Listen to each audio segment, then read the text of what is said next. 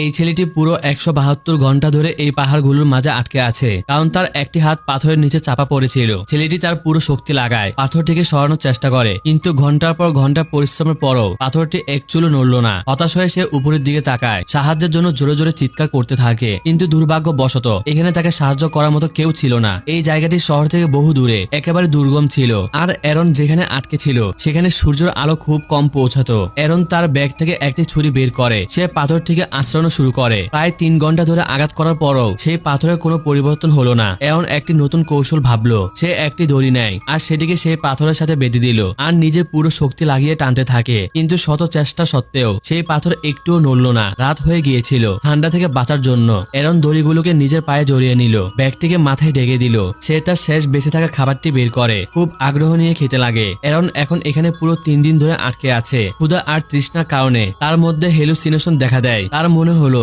সম্ভবত এবার সে মারা যাবে। সে নিজের ক্যামেরা বের করে আর বর্তমান অবস্থা রেকর্ড করতে লাগে। এরন প্রায় হার মেনে নিয়েছিল। ঠিক তখন আকাশ থেকে বিদ্যুতের গর্জন এলো। হঠাৎ বৃষ্টি শুরু হয়। এরন আনন্দে মেতে উঠে। সে খালি বোতলটিকে পানি দিয়ে ভরে নিল। বৃষ্টি এত জোরে হচ্ছিল যে পানি সেই গুহার জায়গায় ভরতে লাগে। পানির স্রোত